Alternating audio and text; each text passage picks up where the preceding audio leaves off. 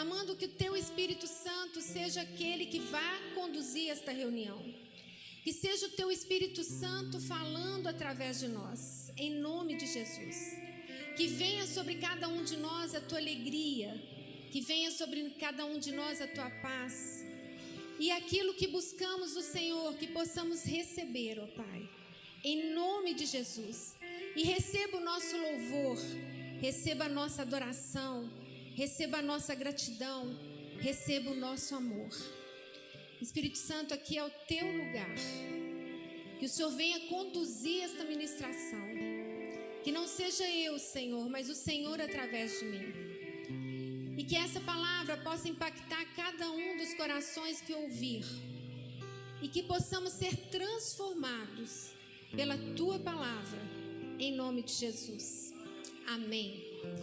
Quem já tinha escutado falar de judeus messiânicos? Levanta a mão. Muita gente não tinha escutado ainda, hein? Então existem os judeus, que são os judeus que nós chamamos ortodoxos, que são aqueles que praticam a fé judaica, que acreditam na Torá. Eles não usam a Bíblia, eles usam a Torá, que é o Antigo Testamento, e outros livros da história dos judeus. Mas existe também os judeus, né, como nós também do Ocidente, existe aqueles que não praticam nada. Porque muitas vezes a gente tem uma visão que todo judeu, ele pratica a palavra, nem todos. Mas também existem os judeus messiânicos. E os judeus messiânicos são aqueles que se converteram a Jesus. São aqueles que creem que Jesus é Deus, que é o Messias esperado. Porque os outros acreditam que Jesus existiu também, mas apenas como um profeta. Mas os judeus messiânicos, eles têm Jesus como nós temos, o Filho de Deus, o Deus Todo-Poderoso, o Rei dos Reis. Amém? Então eu gostaria de pedir o pessoal para colocar aí o PowerPoint, o primeiro, por favor. Aí vocês podem colocar. Qual a diferença na maneira como o cristão e o judeu messiânico entendem e celebram a ceia? Então, qual que é a diferença? E por que isso nos importa em relação aos judeus? Por que isso é importante para nós? Por que é importante entendermos a ceia do contexto do judeu, do judaísmo, dos messiânicos, ok? Porque pode enriquecer ainda mais a nossa fé cristã. É para isso. Quanto mais nós aprendemos com eles, mais nós crescemos na palavra e no conhecimento. Então eu quero compartilhar um pouquinho sobre isso, qual que é a diferença, tá? Então, os judeus, as raízes judaicas da ceia. A última ceia, a ceia que o Senhor fez com seus discípulos, que eram judeus, todos ali eram judeus, foi uma refeição pascual judaica, que eles chamam de Pessá. Os judeus messiânicos, eles mantêm elementos durante essa refeição que ajudam e vai nos ajudar a compreender melhor o contexto original da celebração instituída por Jesus. O simbolismo profundo. Queridos, algo que é muito importante, nós temos na ceia o pão. Só que eles usaram o pão sem fermento, que é chamado matizá. E eles usam também nessa refeição, eles usam 4 taças. Existem outras coisas que eles usam, como cordeiro, erva amarga, mas nós não vamos falar sobre isso. Nós vamos falar sobre aqueles instrumentos que eles usam ali, que fazem parte da nossa ceia. E por que gerou a nossa ceia hoje como nós temos? O pão e o suco ou vinho. Por que é assim? Às vezes nós olhamos ali na Bíblia, nós lemos, mas nós não entendemos com tamanha profundidade, e nós vamos entender então. Então,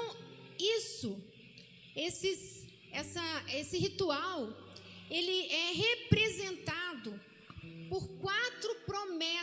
poderosas de redenção que Deus fez a Israel. E eu gostaria que vocês abrissem lá em Êxodo 6.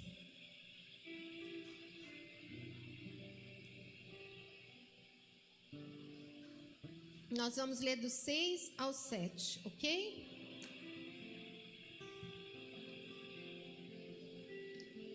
Diz o seguinte, eu estou lendo na versão NVI, tá? Por isso, diga aos israelitas, eu sou o Senhor. Eu os livrarei do trabalho pesado imposto pelos egípcios. Eu os libertarei da escravidão e os resgatarei com braço estendido e com poderosos atos de justiça. Farei de vocês o meu povo e serei o Deus de vocês. Quando eu coloco o microfone aqui, dá para vocês ouvir aí atrás? Dá? Ok. Então, a primeira taça. Lembra que eu falei que eles usaram o pão sem fermento na ceia que Jesus estava ali com os discípulos, que eram todos judeus? Eles estavam com o pão sem fermento e 4 taças. A primeira taça é a taça da santificação, Kiddush. Eu os livrarei do trabalho pesado imposto pelos egípcios. Quando eles tomam essa taça, que é a taça da santificação, eles lembram desta palavra. E ela representa a separação do povo de Israel do Egito, mostrando que Deus os escolheu para um propósito especial.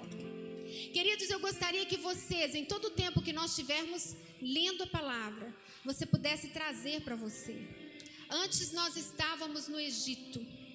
Antes de sermos resgatados pelo Pai, nós estávamos no Egito. E Ele nos separou. Ele nos separou. Ele nos fez um povo separado. A segunda taça é a taça do julgamento ou libertação. Eu os libertarei da escravidão. Simboliza a libertação dos israelitas da escravidão egípcia por meio das pragas e da ação poderosa de Deus. Eu os libertarei da escravidão. O Senhor nos libertou da escravidão do pecado. Ele nos libertou, queridos, a partir do momento que nós somos resgatados, nós fomos libertos da escravidão. A terceira taça, taça da redenção, bênção da redenção. Eu os resgatarei com os braços estendidos e com poderosos atos de justiça. Queridos, quando Jesus estava ali, com as 4 taças à mesa, quando ele pega o pão,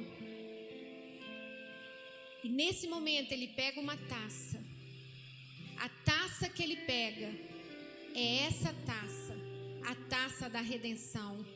Eles entendiam ali que aquela taça era a taça da redenção. Essa taça é vista como a mais significativa, a que mais representa a redenção, a que representa a redenção do sangue do nosso Cordeiro Pascual, Jesus Cristo. E no contexto cristão, ela é associada à ceia do Senhor. Quando Jesus toma o cálice e disse: este cálice é a nova aliança no meu sangue. Queridos, ele estava levantando essa taça, que é derramado por vós. Isso está lá em Lucas 22:20. Os discípulos, eles poderiam não estar entendendo direito o que estava acontecendo ali, mas eles entenderam que Jesus pegou uma taça diferente e ele disse que aquela taça era a nova aliança no sangue dele. E a quarta taça e última é a taça do louvor ou consumação, Halel. Farei de vocês o meu povo e serei o Deus de vocês. Representa, queridos, a plena restauração e a comunhão entre Deus e seu povo. No Novo Testamento, aponta para a comunhão final no reino de Deus, conforme Jesus disse: não beberei mais deste fruto. Gente, olha o que o Senhor está falando. Não beberei mais deste fruto da vida, da vide, até aquele dia em que eu beber novo convosco no reino de meu Pai. Essa taça, a última taça, é para que nós possamos estar aqui como estamos hoje, louvando e adorando toda a ceia, nos lembrando que um dia nós vamos estar com eles.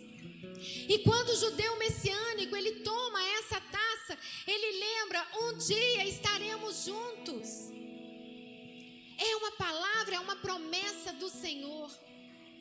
A palavra de Deus diz, lá em Jeremias 1:2, eu velo pela minha palavra para cumprir. E quando Jesus diz: não beberei mais deste fruto da vide, até aquele dia em que eu beber novo convosco no reino de meu Pai, é uma promessa. Um dia nós estaremos todos unidos com o Senhor. E qual o significado do pão sem fermento? Qual o significado?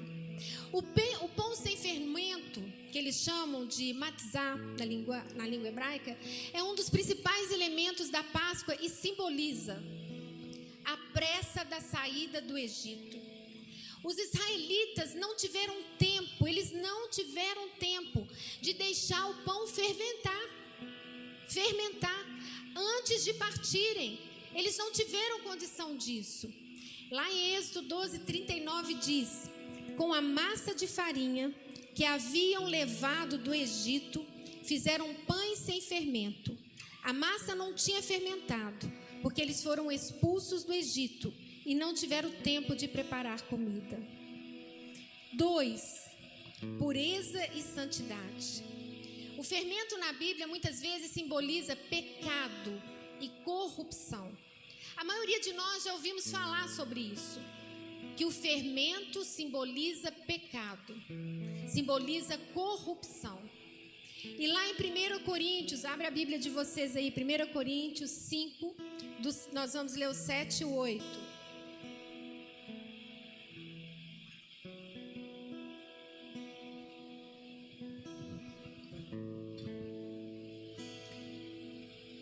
Livrem-se do fermento velho.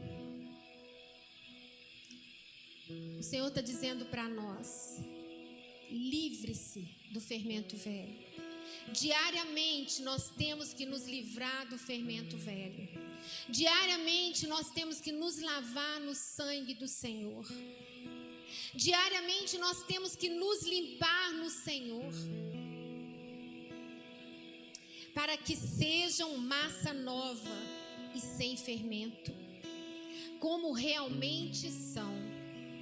Pois Cristo, nosso Cordeiro Pascal, foi sacrificado. Por isso celebremos a festa, não com fermento velho, nem com fermento da maldade e da perversidade, mas com pães sem fermento, os pães da sinceridade e da verdade. Jesus, como o pão da vida, lá em João 6:35, ele diz: então Jesus declarou: eu sou o pão da vida. Aquele que vem a mim nunca terá fome. Aquele que crê em mim nunca terá sede. Jesus foi sem pecado, assim como o pão matzá sem fermento. O corpo de Cristo. Durante a ceia, Jesus partiu o pão e disse: isto é o meu corpo que é dado por vós. Fazei isto em memória de mim.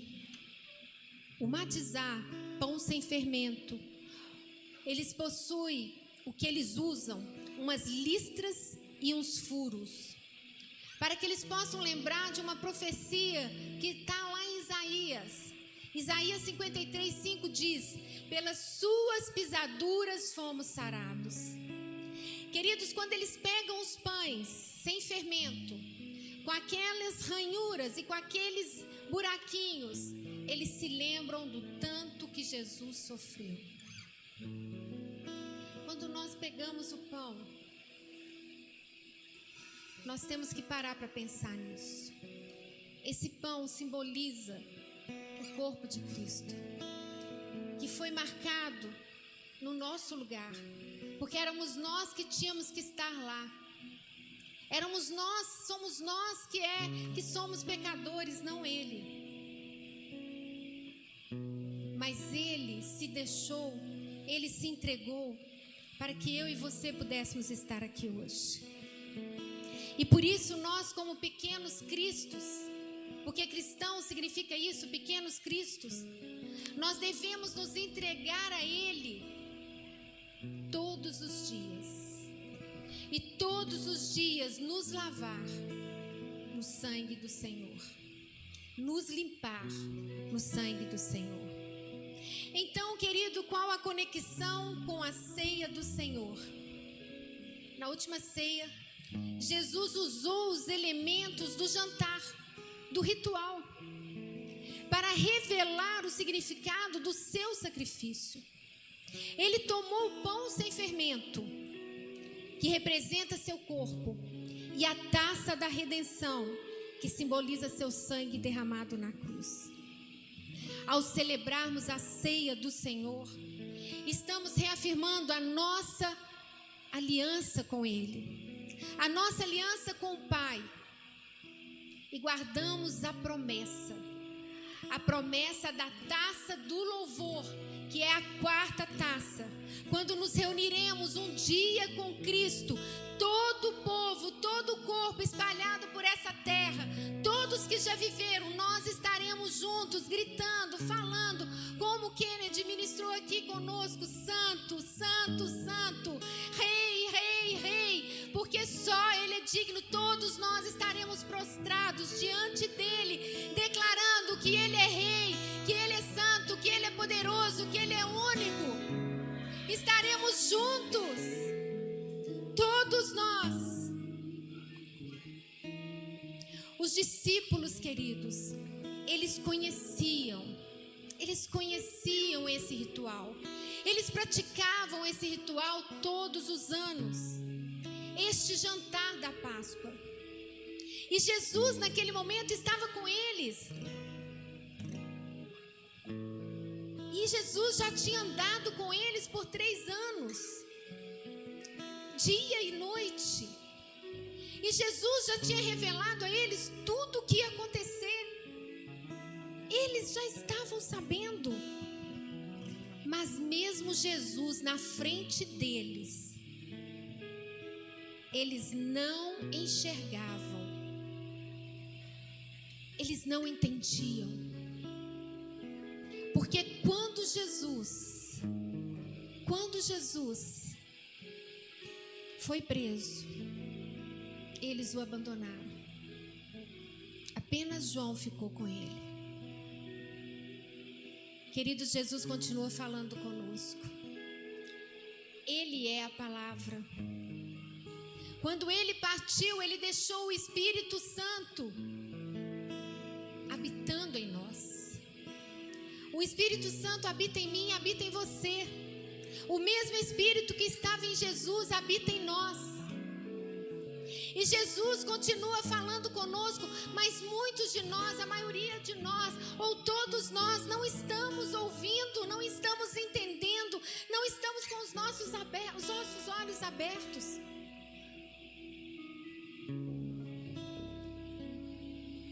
Nós precisamos celebrar a ceia como verdadeiramente ela é.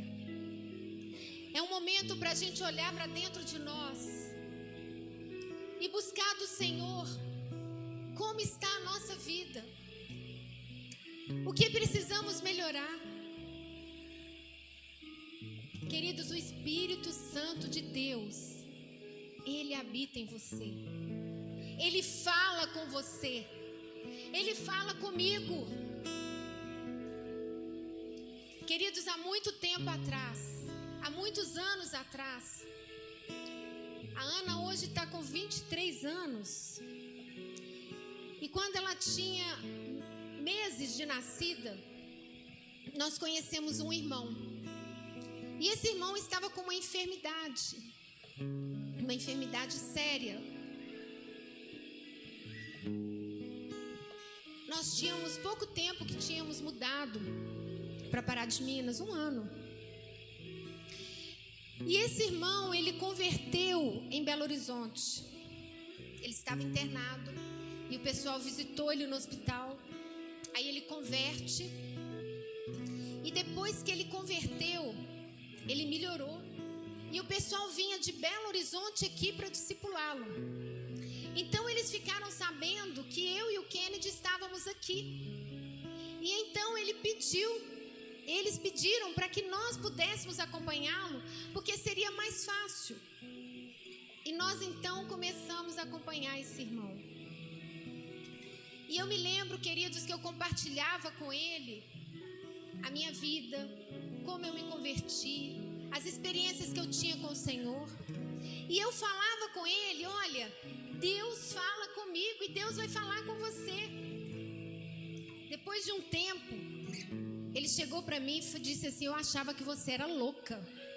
Porque como Deus vai falar com alguém? Deus não fala com ninguém assim, ela é biruta. Ela falar que ouve a voz de Deus. Queridos, só você e eu podemos testemunhar isso lá fora. Só nós sabemos que verdadeiramente Jesus fala conosco, que o Espírito Santo fala conosco, que Ele nos guia, que Ele nos orienta, que Ele nos mostra o caminho. Nós podemos testemunhar isso, porque as pessoas vão dizer que você é louco, e você vai dizer: sim, eu sou louco por Jesus, sim, porque Ele vive, Ele não está naquela cruz, Ele ressuscitou e Ele reina.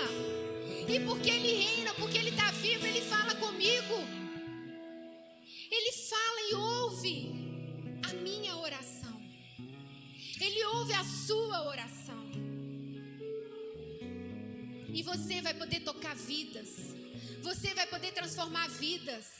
Você vai poder conquistar vidas, porque o Espírito de Deus, a vida de Deus está em você. A vida de Deus está em mim, está em você. E Ele clama para que você se mova, para que você abra sua boca e deixe Ele fluir através de você. Não contenha o Espírito Santo de Deus que habita em você. Deixa Ele agir. Deixa Ele fluir. Os discípulos andaram com Jesus, caminharam com Jesus, mas não estavam entendendo o que Jesus estava falando com eles. Durante 3 anos, Jesus falou, Jesus disse, e naquela ceia Ele pegou aqueles símbolos que eles sabiam tão bem o que era, e mesmo assim eles não entenderam naquele momento. Nós precisamos abrir os nossos ouvidos espirituais. Nós precisamos abrir os nossos olhos espirituais para enxergar e ouvir aquilo que Deus quer de nós, para entender aquilo que o Senhor quer de nós.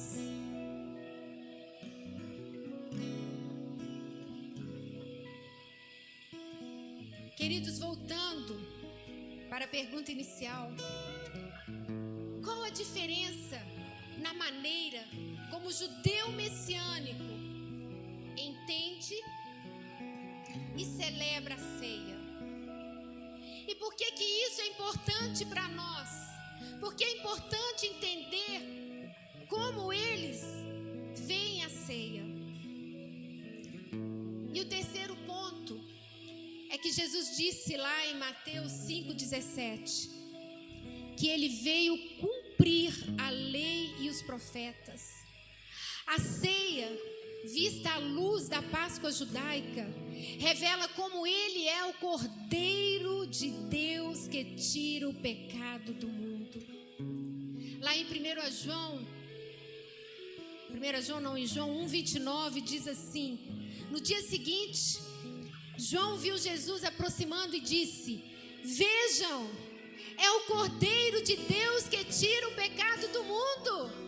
Vejam, é o Cordeiro de Deus que tira o pecado do mundo. Vejam, é o Cordeiro de Deus que tira o pecado do mundo. Nós estamos aqui por causa dele. É por causa dele. A ceia é para lembrarmos dele. É para nos alegrarmos. É para festejarmos.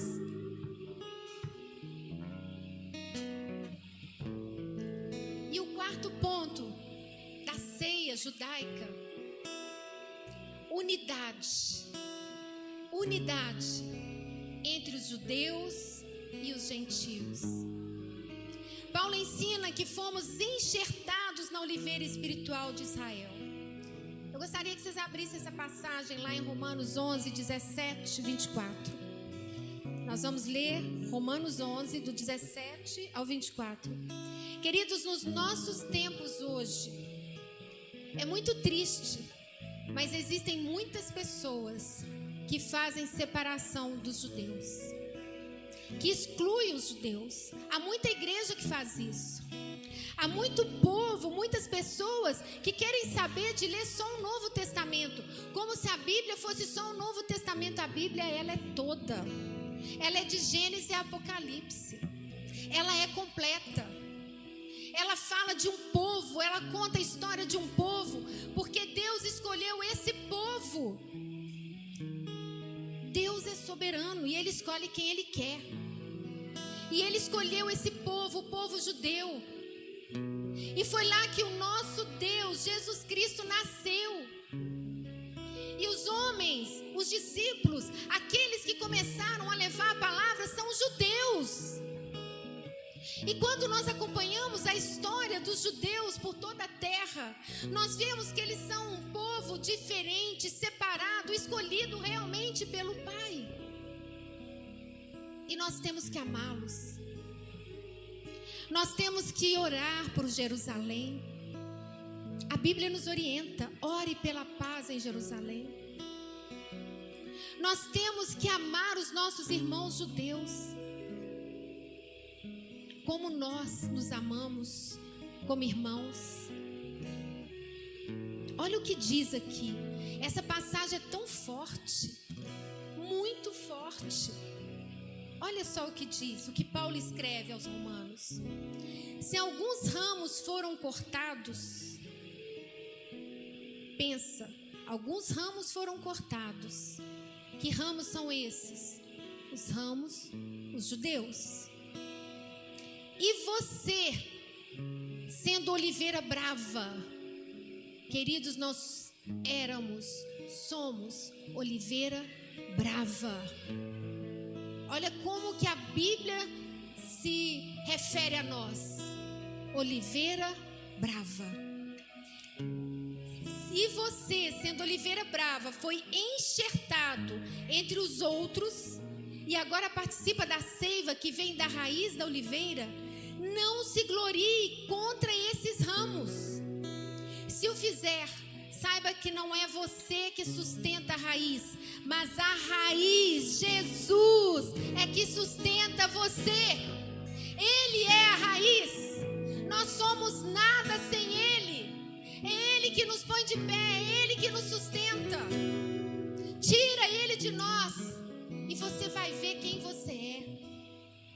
Então você dirá: os ramos foram cortados para que eu fosse enxertado. Está certo. Eles, porém, foram cortados devido à incredulidade. E você permanece pela fé. Não se orgulhe, mas tema. Pois se Deus não poupou os ramos naturais, também não poupará você. Portanto, considere a bondade e a severidade de Deus. Severidade para com aqueles que caíram, mas bondade para com você, desde que permaneça na bondade dele. De outra forma, você também será cortado. E quanto a eles, se não continuarem na incredulidade, serão enxertados, pois Deus é capaz de enxertá-los outra vez. Afinal de contas, se você foi cortado de uma oliveira brava por natureza e de maneira antinatural foi enxertado numa oliveira cultivada, quanto mais serão enxertados os ramos naturais em sua própria oliveira. Aleluia, aleluia. Vamos dar um aplauso ao nosso Deus, a Jesus, o Rei, o justo, o maravilhoso, o único, o que era, o que é, o que sempre será. Jesus, Jesus, aleluia, aleluia. Queridos, conhecer a perspectiva dos judeus messiânicos nos ajuda a valorizar essa unidade do corpo de Cristo.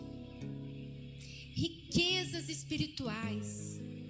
Aprender com nossos irmãos judeus messiânicos nos ajuda a ver a Bíblia com um olhar mais amplo e a redescobrir aspectos da fé que muitas vezes foram perdidos na tradição cristã ocidental. E essa compreensão, queridos, não muda a essência da ceia do Senhor, mas pode aprofundar nosso amor por Jesus e pelo plano redentor de Deus ao longo da história. A ceia do Senhor é um dos atos mais significativos, tanto para os cristãos quanto para os judeus messiânicos, pois celebra o sacrifício de Jesus e a nova aliança estabelecida por meio do seu sangue. No entanto, essas diferenças nesses dois grupos nos fazem entender melhor, compreender, unir e celebrar a ceia. Mas mesmo dentro disso aqui ainda existem algumas diferenças pequenas, baseadas nas perspectivas teológicas e culturais de cada povo. E tudo até aqui, queridos, até aqui era apenas a introdução. Agora nós vamos para a mensagem e o nosso texto base é 1 Coríntios 11, 23 ao 26.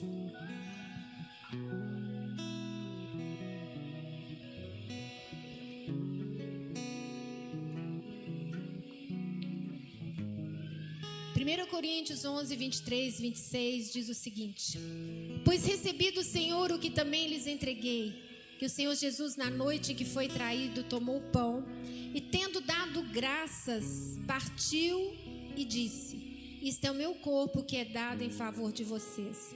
Façam isto em memória de mim. Da mesma forma, depois da ceia, ele tomou o cálice e disse: este cálice é a nova aliança no meu sangue. Façam isto sempre que o beberem, em memória de mim. Porque sempre que comerem deste pão e beberem deste cálice, vocês anunciam a morte do Senhor até que ele venha. Coloca para mim o PowerPoint número 2, por favor.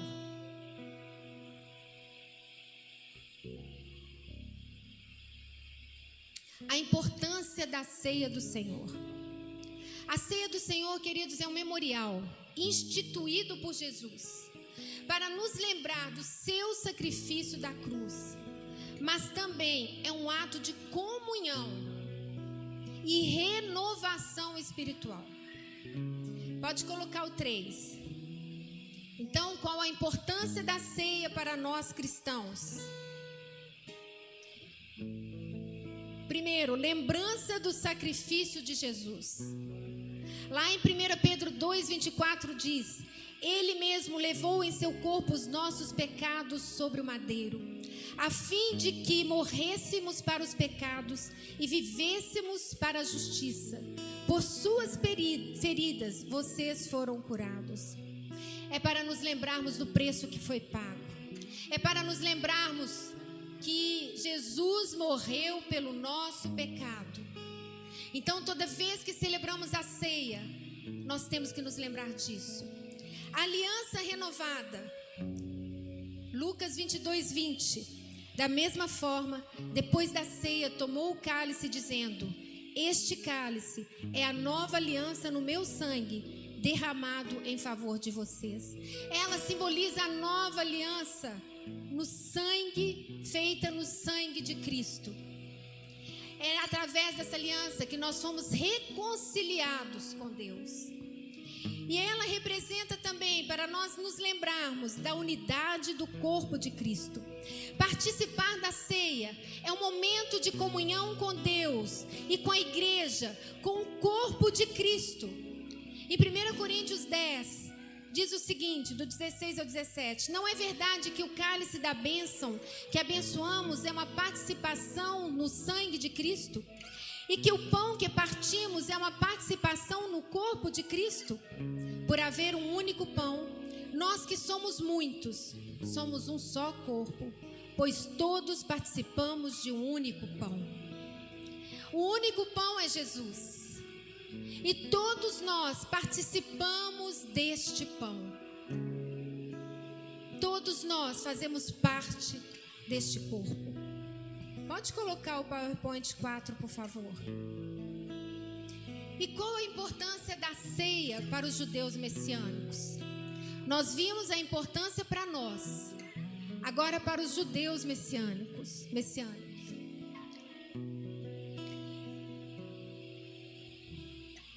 A ceia do Senhor para eles está profundamente ligada ao significado da Páscoa judaica. João 1:29 diz: no dia seguinte, João viu Jesus aproximando e disse: vejam, é o Cordeiro de Deus que tira o pecado do mundo. Eles entendem que Jesus era o Messias esperado. O vinho representa a redenção que Deus trouxe ao tirar o povo de Israel do Egito, mas também aponta para Jesus, como Cordeiro Pascual, que tira o pecado do mundo. Eles, como história, como vida deles, eles lembram da liberdade, de como Deus os tirou do Egito, e lembram que aquele Cordeiro que eles prepararam aponta para Jesus, o Cordeiro. A identidade messiânica para os judeus, celebrar a ceia é reconhecer que Jesus, Yeshua, é o Messias prometido, cumprindo as promessas do Antigo Testamento. Porque eles não acreditavam, eles acreditavam que ele era apenas um profeta, como os judeus ortodoxos acreditam apenas que ele é um profeta, mas os messiânicos acreditam que ele é o Messias, que a palavra falava e que viria. E a comunhão com a Torá e a graça, para eles a ceia não é apenas um momento espiritual, mas é uma continuidade da aliança de Deus com Israel e o cumprimento dessa aliança em Jesus. PowerPoint 5, por favor. E a diferença na maneira de crer entre cristãos e os judeus messiânicos é o seguinte: na perspectiva cristã, foco na nova aliança, simplicidade. Muitas igrejas cristãs, elas celebram a ceia simplesmente como o vinho, o suco e o pão. Celebra a ceia como a ceia do Senhor e simples assim. E também na ceia a teologia da graça.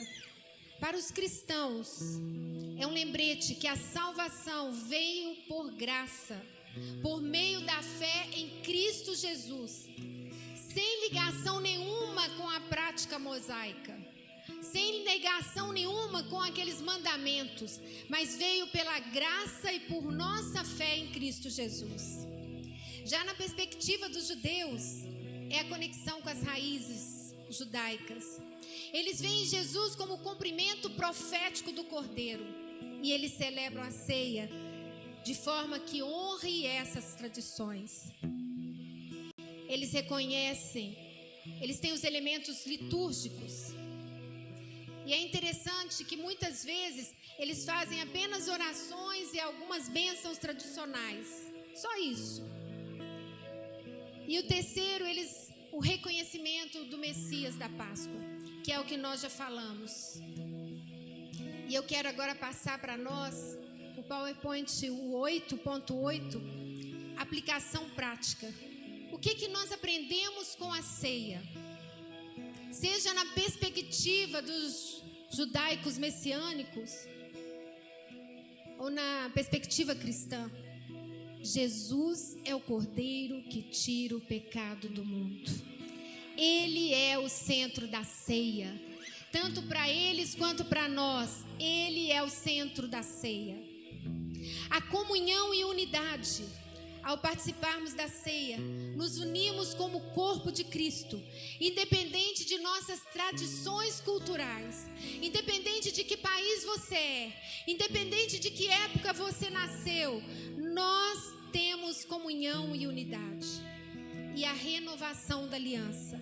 A ceia é uma oportunidade para nos examinarmos, para nos arrependermos e renovarmos nossos compromissos com Deus. E concluindo, a ceia do Senhor não é apenas um ritual, mas um lembrete profundo de que Jesus nos trouxe vida eterna por meio da sua morte e ressurreição. Seja no contexto cristão ou messiânico, ela aponta para o mesmo propósito. Jesus é o Messias, Ele é o Redentor, que nos chama para vivermos em comunhão com Ele e uns com os outros. Jesus nos chama para vivermos em comunhão com Ele e uns com os outros. Repita isso aí para o seu irmão. Jesus nos chama para vivermos em comunhão com Ele e uns com os outros. Aleluia. E Ele diz: fazei isso em memória de mim. Essa ordenança nos lembra que nossa fé é viva e fundamentada no amor e no sacrifício de Cristo. O nosso Senhor Jesus, Ele vive. Ele vive. E eu gostaria de passar um clipe para nós, para que nós pudéssemos neste momento olhar para dentro de nós e orarmos e buscarmos em que precisamos melhorar.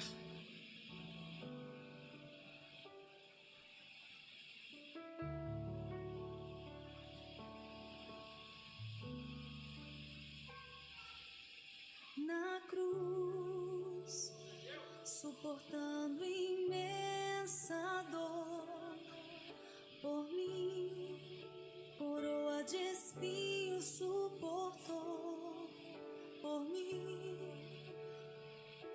Os cravos feriram suas mãos, os cravos feriram, e Ele viu.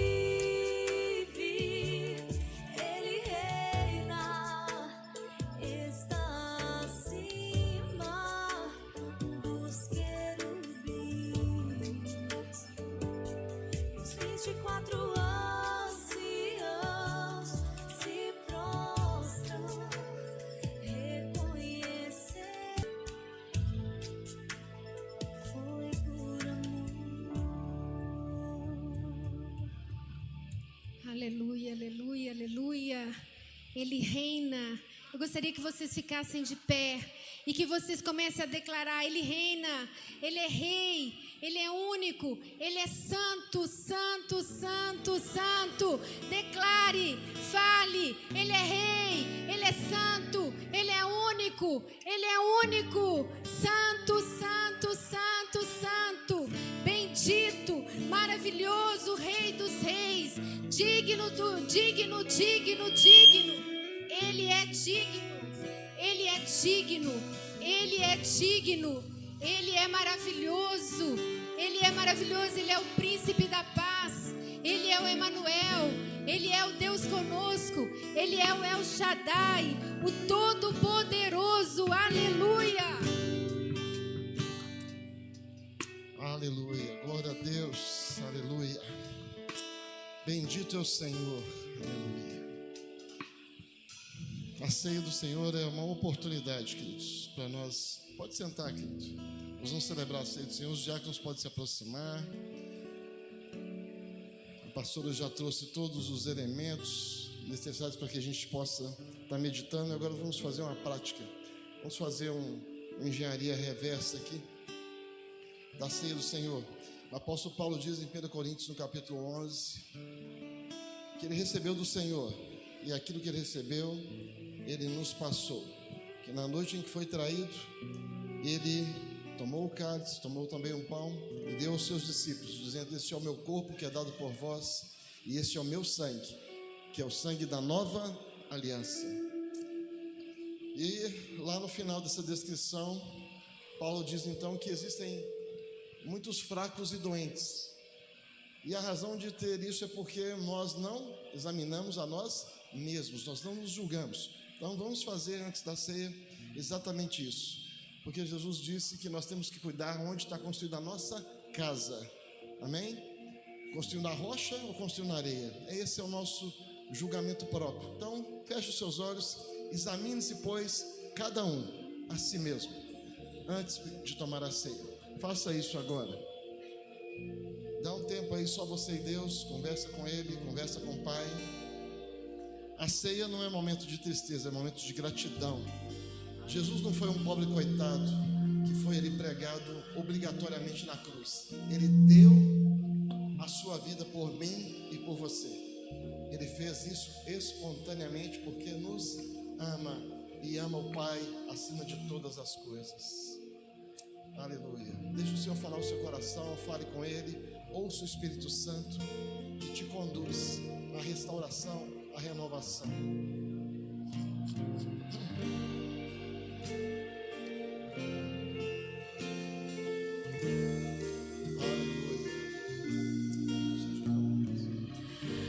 Antes de eu falar, tu cantava sobre mim. Tu tens sido tão, tão bom pra mim. Antes de eu respirar, sopraste tua vida em mim. Tu tens sido tão, tão bom pra mim. Oh, impressionante, infinito, ousado amor de Deus. Oh, que deixa as 99 só pra me encontrar. Não posso comprar-me, nem merecê-lo, mesmo assim se entregou. Oh, impressionante, infinito, ousado amor de Deus.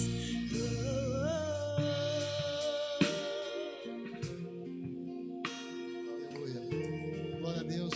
E o apóstolo Paulo também nos orienta a fazer uma outra coisa: discernir o corpo. O que é discernir o corpo? Olha para quem está do seu lado aí, tá?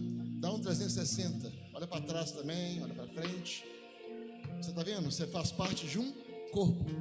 Como a pastora trouxe também, a ceia é um momento de comunhão. Primeiro eu cuido da minha casa. Edifiquei minha casa sobre a rocha ou sobre a areia? Estou edificando. Então, se está sobre a areia, eu vou voltar para a rocha. Vamos edificar na rocha. Segundo, eu preciso discernir que eu faço parte de um corpo. Eu sou membro de um corpo. Se eu tacar o dedinho na quina de uma porta, eu nem lembro do dedinho do pé, mas quando eu taco o dedinho lá, eu lembro, ele existe. Ele faz parte de mim. E queridos, não tem como a gente participar da ceia se a gente não discernir o corpo, senão a gente vai ficar fraco e doente. E discernir o corpo é saber exatamente que eu sou membro de um corpo, onde existem outros membros também, que também, pelos quais o Senhor morreu, pelos quais o Senhor deu a sua própria vida. E o único jeito de ter uma adoração adequada como igreja é ter unidade. Não adianta um membro sair, o braço sair correndo para lá, a mão para o outro lado, o pé para... Isso é uma anomalia, isso é uma loucura. Isso não existe. O corpo de Cristo não é assim. O corpo de Cristo é um só, unido, bem firmado, edificado pela graça do Senhor, pela sua maravilhosa graça, pelo sangue do Cordeiro. É isso que nos une. É a graça, é o favor do Senhor. E, querido, para isso a gente precisa estar sempre ajustando, trazendo a memória, examinando a nós mesmos e discernindo o corpo. Como que eu estou comigo? Estou legal, edificando na rocha. Como que eu estou com meu irmão? Eu também preciso discernir o corpo. Eu preciso estar vendo isso. E, querido, eu quero te lembrar que você tem pelo menos duas certezas. Existem várias outras, mas duas certezas no relacionamento com seus irmãos. É certo, seu irmão vai errar com você. Seu irmão vai pecar contra você. Isso é certo. Pode assinar aí, eu assino um contrato para você.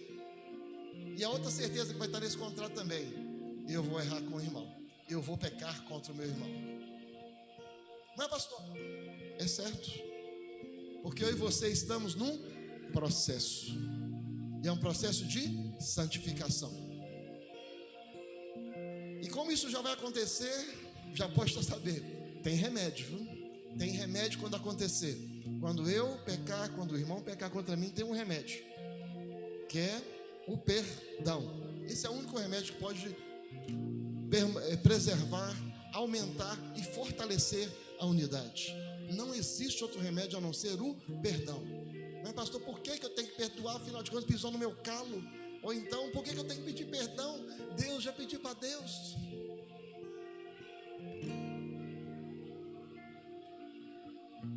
Na oração que Jesus nos ensinou, todo mundo, ou a maioria das pessoas conhece, pelo mundo afora, no verso 12 de Mateus 6, a oração do Pai Nosso, tem uma parte que é fundamental e que Jesus enfatiza logo depois de ensinar a orar, que é: perdoa as nossas dívidas, assim como também nós perdoamos a quem tem nos ofendido. E logo depois, Jesus diz o seguinte, olha que ele acaba de ensinar a oração: porque se você perdoar os homens as suas ofensas, também vosso Pai Celestial vai perdoar vocês. Se, porém, não perdoardes aos homens, tampouco vosso Pai perdoará as vossas ofensas. Não tem outro remédio, é só através do perdão. E eu quero te incentivar a lembrar que Jesus Cristo te perdoou a mim também. E quando a gente olha para dentro, a gente fala: você tem que ter muito amor, Jesus, mas é muito mesmo para me perdoar. Estenda o que você recebeu para o outro. Se for pedir perdão, peça. Se for perdoar, perdoe. Ah, pastor, mas eu não sinto. Não sinta, apenas faça. Ah, não estou sentindo. A graça, isso é com o papai, ele vai te dar. Vai ser fácil? Não, porque para exercer perdão, para exercer pedido, arrependimento, confissão, precisa de uma coisa que se chama humildade. Humildade para reconhecer que eu errei e preciso consertar com meu irmão. E humildade também para perdoar. Por quê? Eu tenho que sair da posição de juiz ou de vingador. Eu tenho que sair dessa posição e abrir mão, deixar com o Senhor. Precisa de humildade. A humildade é o centro da unidade. Agora vamos ter mais um tempo. Queria que você só... O ministério de louvor vai estar adorando. Você vai fechar seus olhos de novo. Você vai discernir o corpo agora. Vai discernir. Tem alguma pendência? Talvez você não consiga resolver agora, não tem problema. Mas avalia e coloca diante do Senhor: eu vou resolver essa pendência. E o Senhor vai trazer o seu coração. Feche seus olhos. O ministério de louvor vai estar ministrando em adoração. E fique aí à vontade. A ceia tem que ser prática. A ceia tem que ser verdadeira. A ceia tem que ter a presença do Senhor.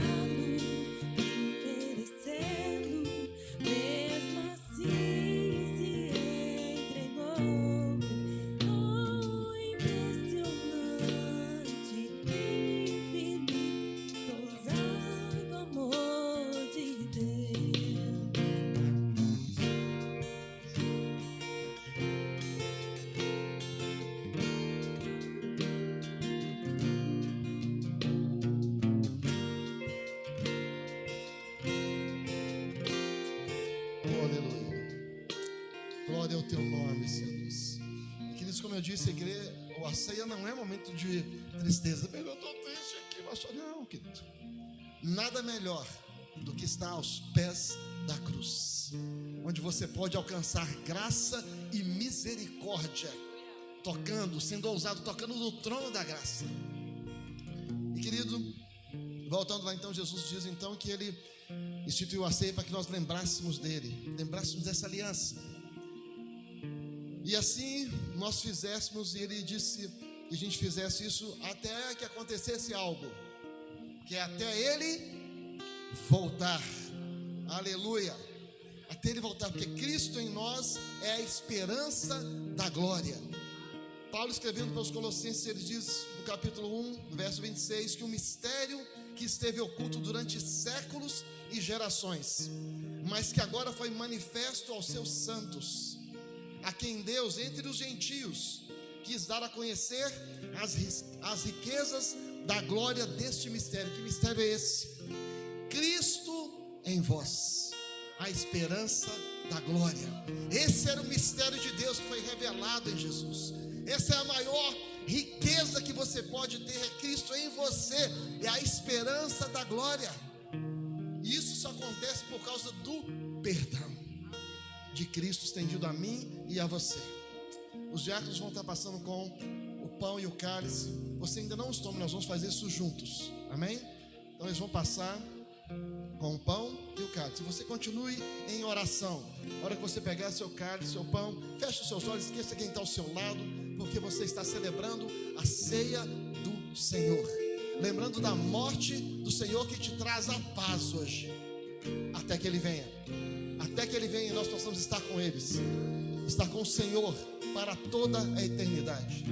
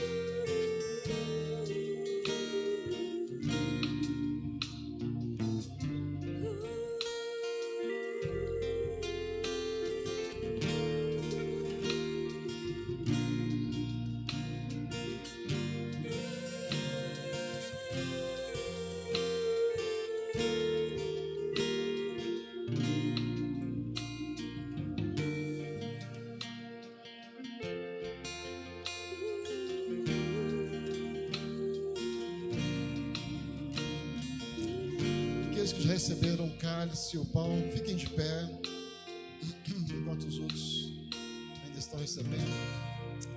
Aleluia. Oh, aleluia. Louvado seja o teu nome, Senhor Deus. Obrigado, Senhor Deus, por ter nos alcançado, Senhor Deus. Obrigado, Jesus, obrigado. Obrigado, Senhor Deus, porque o Senhor escolheu fazer a vontade do Pai. Aleluia. Obrigado, Senhor Deus, porque o Senhor escolheu se dar por nós. Obrigado porque o Senhor nos amou, sendo nós ainda pecadores. Obrigado, Jesus, obrigado. Aleluia. Louvado seja o teu nome, Senhor Deus. Aleluia. Glória a Deus. Aleluia. Tem alguém que ainda não recebeu o cálice e o pão? Glória a Deus. Antes de nós tomarmos a ceia, para nós reafirmarmos que somos igreja e estamos aqui para andar juntos, porque somos um só corpo. Troque seu cálice com pelo menos 3 pessoas e fala para ela: eu sou membro com você do corpo de Cristo. Nós somos membros uns dos outros.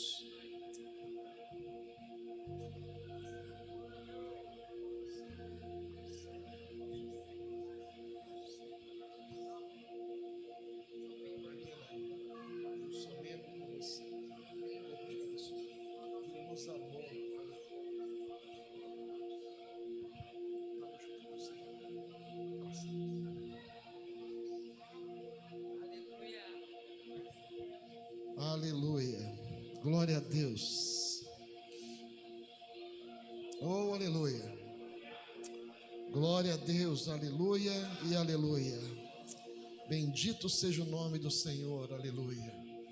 Todos estão com cálice e o pão, glória a Deus, anunciando a morte do Senhor. O castigo que nos traz a paz estava sobre ele, anunciando a sua morte da nova aliança, até que ele venha e nos leve para estar com ele para toda a eternidade. Comamos do pão e bebamos do cálice.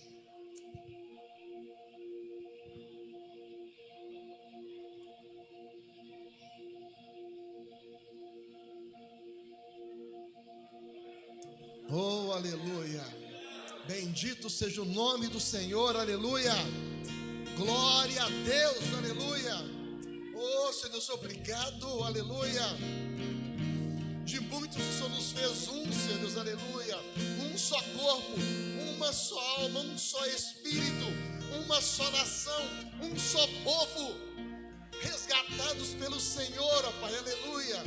Bendito seja o teu nome, Senhor Deus, aleluia. Oh, aleluia, aleluia, aleluia. Oh, louvado seja o nome do Senhor. Bendito seja o nosso Deus. Bendito o nosso Redentor, nosso resgatador. Aleluia. Aleluia. Oh, aleluia. Querido, eu ainda quero fazer uma oração com você.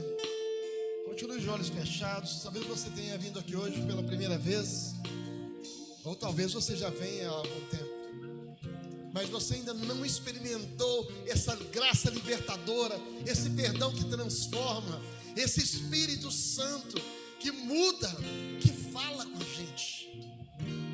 Talvez você não tenha entregue sua vida a Jesus ainda. Eu quero fazer uma oração com você. Feche seus olhos, se essa oração expressar o desejo do seu coração, ore comigo dizendo assim: Senhor Jesus, eu reconheço que eu sou pecador.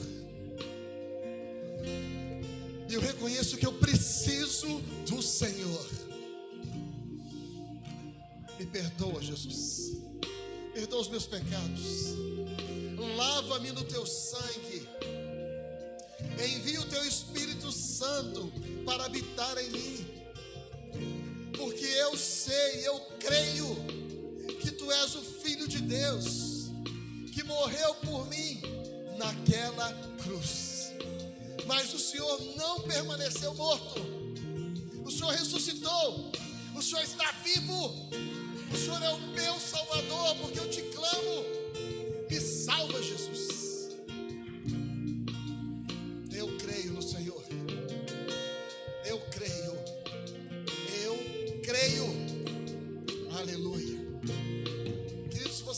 oração pela primeira vez na sua vida, ou se você estava longe dos caminhos do Senhor e você quer voltar para os caminhos do Senhor, levanta sua mão bem alto, que eu quero orar por você agora. Tem alguém aqui que está entregando sua vida para Jesus, ou entregou agora com essa oração, fez essa oração pela primeira vez, ou você está voltando para os caminhos do Senhor? Tem alguém? Levanta sua mão que eu quero orar com você. Tem alguém? Glória a Deus, aleluia. Louvado seja o nome do Senhor. Aleluia. Glória a Deus. Tem mais alguém? Glória a Deus. Tem mais alguém? Entregou sua vida ao Senhor Jesus? Vem cá aqui. Amém. Deixa eu orar para você. Aleluia. Tem mais alguém? Entregou sua vida ao Senhor fazendo essa oração? Ou você está se reconciliando com Deus? Aleluia. Vamos orar então para eles. Vamos estender suas mãos. Vamos abençoar essa vida. Oh, aleluia. Senhor Deus, nós te louvamos, Deus, pela vida da Elisama, Pai. Nós a abençoamos, ó Deus, com graça, com favor, com a tua presença, Senhor Deus, sobre a vida dela, em nome de Jesus, Pai. Oh, aleluia. Um terreno fértil, uma semente que a tua palavra, Deus, lançada, produziu, Deus, um fruto de arrependimento, Pai. Que assim seja na vida dela, Pai. Que ela seja a casa do Senhor. Que ela seja repleta, Deus, da tua vida, da unção do alto, da sabedoria que vem de Deus, da comunhão com o Espírito, em nome de Jesus. Nós a abençoamos, Deus, para que seja liberta a cada dia, transformada no Senhor. Seja, Deus, uma bênção nas tuas mãos, em nome de Jesus. Aleluia. Tem festa no céu, Gisana. Tem festa, porque os anjos, eles comemoram quando alguém entrega a vida para Jesus. E a gente quer comemorar também. Você vai conhecer que você tem uma família grande. Grande. Vamos apresentar para essa família? Vamos contar? Quando ele fala 3, você vira para trás, tá bom? Vamos juntos? 1, 2, 3. Vira para trás. Glória a Deus. Aleluia. Aleluia. Glória a Deus.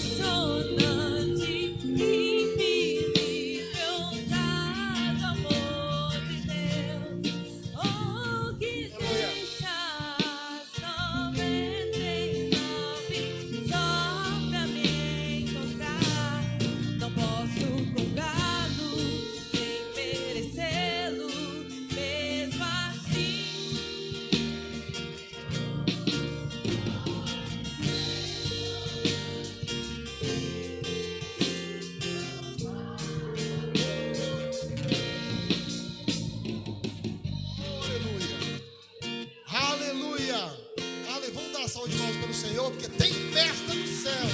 Aleluia. Louvado seja o teu nome, Senhor.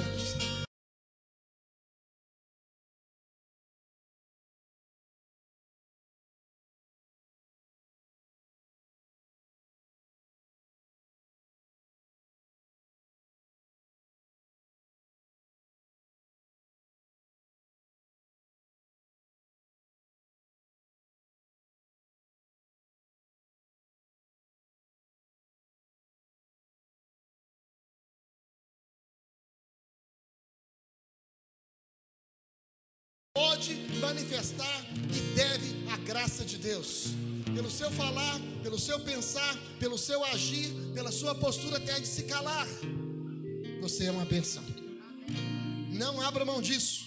Você é um homem e uma mulher de Deus. Então, por onde for, o bom perfume de Cristo vai fluir através da sua vida. Amém? Então dá um abraço para eles dos 5 ou 10 e abençoa a vida dele para que seja sempre cheio da graça e do favor de Deus. Pelo sangue do Cordeiro, nós vamos chegar como varões perfeitos diante do Senhor. Amém? Deus te abençoe. Você é uma bênção.